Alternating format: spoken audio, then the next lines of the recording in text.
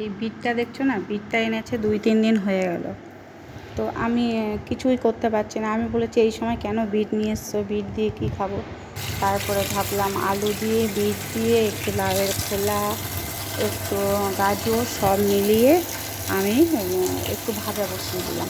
তো সকালবেলা জানো তো বন্ধুরা কত তাড়াহুড়ো থাকে। একদিকে ইন্ডাকশানে ভাত বসিয়েছি, এই দেখো ইন্ডাকশানে ভাত বসিয়ে দিয়েছি, আর একদিকে তরকারি কাটছি, আর একদিকে গ্যাসে দুপাশে দুটো তরকারি বসিয়ে দিয়েছি। কী করব, এবার আমাদেরও আবার অনুষ্ঠান করার সময় হয়ে যায়, যার জন্য সকাল থেকে একদম সময় পাই না। তারপরে তো সংসারে কত কাজ আছে বলো।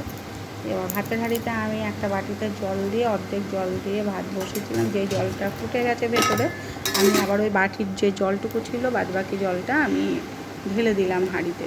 তো জানো তো 1 কৌটোরও কম চালের ভাত, আমরা 2 জন ভাত খাবো, মানে 2 জনের রান্না। তো দেখো কত বড় হাঁড়িতে বসেছি। আমার না বড় হাঁড়ি ছাড়া ভাত করতে ভালো লাগে না, তাই বলবো বন্ধুরা। এই দেখো কড়াইয়ে বসিয়েছি ফুলকপি, প্রায় হওয়ার মধ্যে। এটা তার আগের ভিডিওগুলো আছে, পরের দিকে দেখবে তোমরা। আমি আবার দেখছিলাম টিপে যে কপিগুলো গলছে কিনা, তো গলেনি, তখন আবার বসিয়ে দিয়েছিলাম।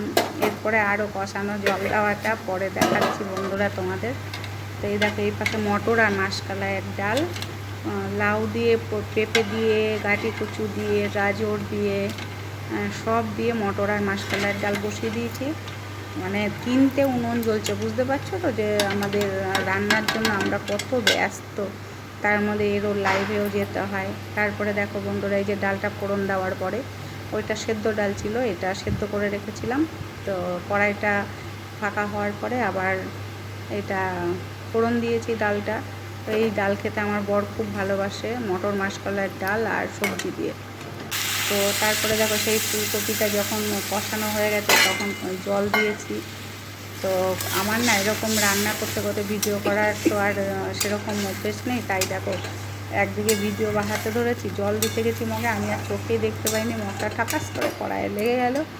তো বন্ধুরা বলবো, যে সকল মেয়েরা এই যে রান্নাবান্না, আমরা প্রত্যেকটা মেয়েরাই তো রান্নাবান্না করি বলো, কিন্তু যতই চাকরি করুক আর বাকরি করুক আর যাই করুক না কেন, প্রত্যেকটা মেয়েকে একদিন হলেও রান্নাঘরে ঢুকতেই হয়। সে সবার জন্যই হোক, সংসারের সবার জন্যই হোক, বা নিজের জন্যই হোক, বা স্বামীর জন্যই হোক, বা সন্তানের জন্যই হোক, সে যত বড় অফিসারই হোক না কেন, মেয়েরা যত ভালো চাকরি করুক না কেন, যত পয়সাবান মানুষই হোক না কেন, একদিন হলেও মেয়েদেরকে কিন্তু রান্নাঘরে ঢুকতেই হয়।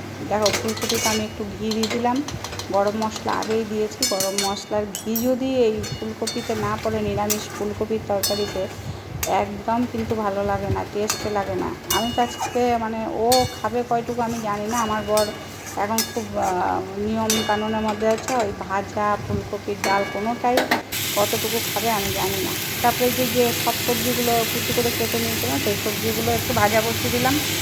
তো ভাজা আমি বসিয়ে দিয়ে নুন হলুদ দিয়ে দিলাম, নাড়াচাড়া করে ভাজাটা করে নিয়ে আস্তে আস্তে করে।